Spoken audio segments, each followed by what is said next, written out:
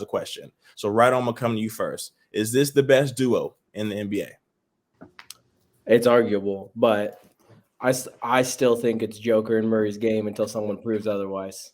But Giannis and Dame look real good together, man. I I put them at two. It could go one. It just depends on can they get it done on a court together. And I think Murray and Joker, they're at the top of the mountain right now for a reason. So I think until they're proved fraudulent or don't have it anymore, then it's their mountain. But I'm not a believer in Book and KD. I think there's a lot of, we talked about earlier, shenanigans and off the court drama going on there that I just think when it comes down to it, they're not going to get it done. And I think Dame does a good job of putting that kind of stuff outside and leaving it to the court. And I think Giannis just likes the ball. And so I think they're going to be a great duo. And aside from Joker and Murray, I think they're the top two. All right, Toddy, I'm going to take it to you next. Is Damian Lillard and Giannis Antetokounmpo the best duo in the NBA? Oh, man, there are some crazy duos out there. But this duo is just MVP type. Damian Lillard averaged 30. Giannis can average 30. It's a lot of people forget that Giannis was the defensive player of the year. Like, he's not just a guy that just, I'm going to go out and get 30 and not play defense. No, he plays defense. And for a guy in Damian Lillard who doesn't really is not historically known for playing defense, he can go to this Bucks team and kind of just be like, all I got to do is just go out there and score. Like, Giannis will protect the rim. Brook Lopez will protect another defensive player of the year. Brook Lopez will protect the rim. And, they somehow were able to keep Chris Middleton as kind of the sleeper in this trade. A lot of people were kind of sweeping under the rug a little bit, which is pretty insane. So I think this team is still pretty lengthy for the most part. And, like, you look at KD, Book, they put up historical numbers in the playoffs. Now, I understand that they only got to play for half a season. Their bench wasn't as filled out as it is now. I feel like their team will be a lot. They got Bradley Beal. People forgetting that Bradley Beal is also on his son's team. You got to look at Luka and Kyrie. Just those guys can go for 50 any night. JT. I mean, we can't forget about that duo as well. LeBron, AD, and obviously, Jokic and Murray, because they just won a championship. So. If you're just looking at sheer just talent alone, it's very, very close as far as like what Dame, we already know what Dame is. A walking 30 ball, can pull up from 40 whenever. And Giannis is going to be Giannis, who's an MVP caliber player pretty much every single year. A lot of people kind of put him up there as the best player in the league. So, and I even saw an interview of Giannis when he was at I think it was 2 years ago in the All-Star game. He was like, Damian Lillard is like, me and Damian Lillard are like a scary duo. He can just be the closer on a team. And he like closed out I think it was the All-Star game. And I forget how many points he had. I think it was like 30 or something like that. But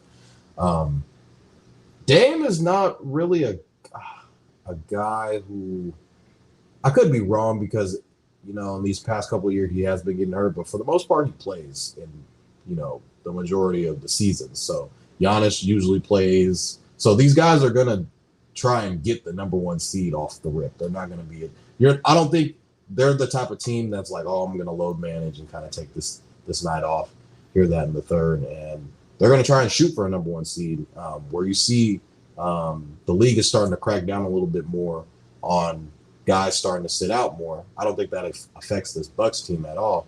But the East is kind of stacked when it comes to duos. You already have the Miami Heat, who just went to the Eastern Conference Finals. You have my Celtics, obviously, who were knocking on the door. You got the Sixers. A lot of people, Joel Embiid, who did win the MVP last year. A lot of people kind of, brushing him off the side, but he did win MVP last year.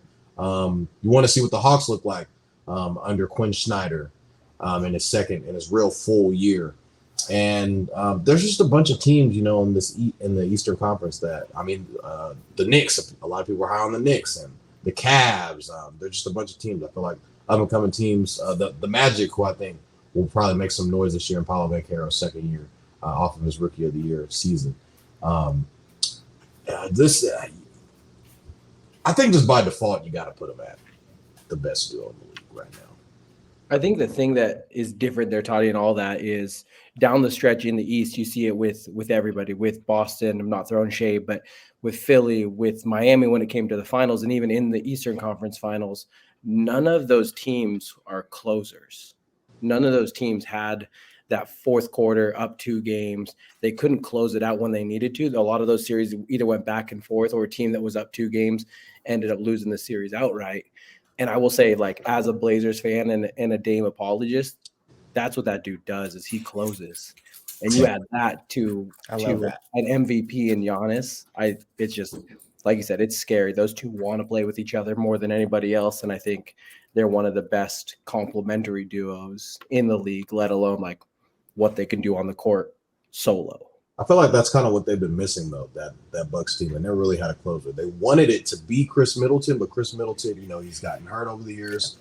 He wasn't really the same type of guy that was on that championship team when they won back during the COVID year. So I feel like this is kind of filling the void. And obviously we saw Giannis kind of applied pressure during the offseason, publicly came out and said, like, hey, like, I know I have an extension, like I'm due for an extension, but if there's not, any transparency on, the Bucks front office side, then I'm not going to commit myself to a team. Because you're seeing guys sign these huge contracts and ask for a trade, Damian Lillard, later, like 2 years after they just signed. Like, whoa, like, dude, like you just signed for an extension. I thought you wanted to stay here. Nah, like I want, and then they have the no trade clause set into their contracts because they want to be able to control the narrative and control where they go.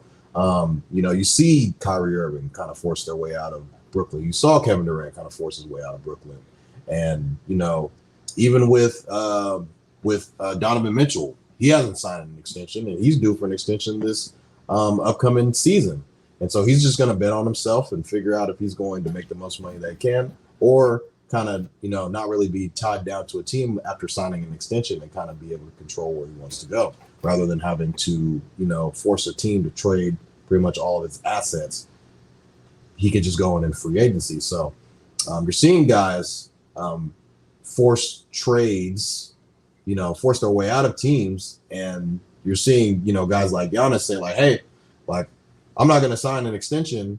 And, if you guys aren't going to commit yourselves to me, because, Giannis wants to win and he already has the championship, but he's not satisfied with the one. And getting Damian Lillard is showing you that, hey, we want you to stay and we want you to win. And Giannis has the potential, I think, already can get a statue in Milwaukee. A statue. Yeah. I'm not sure. Is there a statue of Kareem? I don't think so. That'd be nuts. I'm pretty sure there is, though, if I'm not mistaken. There would have to be, because if they got a Giannis one, that would be nuts. I don't think so either. But yeah. I think that the answer is plain and simple. I like how Ronald says he's a Dameologist. You know what Toddy calls us? LeBronologist. So with my best duel in the NBA, I think it's LeBron James and Anthony Davis. Yes, I know you would say before Anthony Davis, you say win healthy. That's what you would put in before you say Anthony Davis, or you call him every other game or whatever you want to call him. But I think this is the only duo in the NBA with 2 top 5 NBA players. So just based off of that, I have to go with them. But Giannis and Dame are probably second or third with me. Like Rhino said, you have to give the Joker and Jamal Murray their credit. They did it their best and they won.